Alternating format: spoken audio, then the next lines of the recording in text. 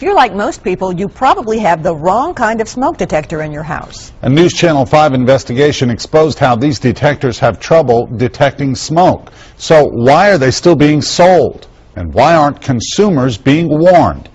Our consumer investigator, Jennifer Krause, found there's plenty of blame to go around. You expect your smoke detector to warn you in a fire. It should have gone off.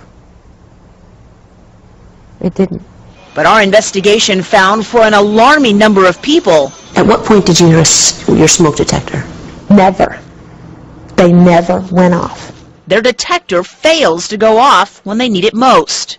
It was the wrong kind of smoke detector. Studies show ionization detectors have trouble detecting smoke and may not sound in time, if at all. If they know that these things don't work, how can they put them on the shelf and sell them every day? But we found smoke detector manufacturers have received literally hundreds of customer complaints about ionization detectors dating back nearly 20 years. Nobody is protecting consumers today when it comes to smoke detectors. Joan Claybrook heads up the consumer watchdog group Public Citizen. People are dying all the time because these smoke detectors are inadequate. And she's outraged that manufacturers refuse to publicly acknowledge the problem with ionization detectors, and more importantly, do anything about it. Because they like to keep on manufacturing with today what they manufactured yesterday and not make any change or spend any money to change it. Who wants to admit that they made a mistake that was responsible for hundreds, possibly even thousands of deaths? Boston Deputy Fire Chief Jay Fleming, This is the type fire someone drops a cigarette. helped us test smoke detectors, and the ionization detector did not go off until the room was filled with thick smoke. And our test wasn't the first.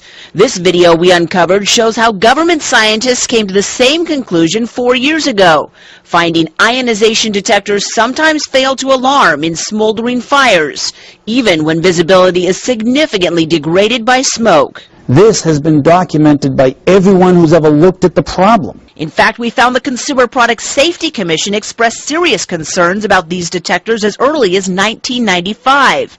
Yet the CPSC still has not done anything to get them off the market, or at the very least, warn consumers. It's a tragedy and it's a disgrace. I call it killing people. Claybrook says the problem is the CPSC has very little power. It can't issue mandatory safety standards or even warn people about defective products. The agency ought to be able to tell the public when there's a danger. A bill before Congress recently would have ordered the CPSC to warn people about ionization detectors. They should be taking action. Congresswoman Marsha Blackburn thought it was a good idea, but she says smoke detector manufacturers were against it. So lawmakers softened their stance and instead simply asked the CPSC and manufacturers to study the idea of setting new safety standards. What we're asking them to do is to work together to arrive at those standards. Well, the issue's been studied and studied and studied and studied. We don't need any more studies. These studies, consumer advocates say, will take years, and in the meantime, more Americans will die needlessly. So on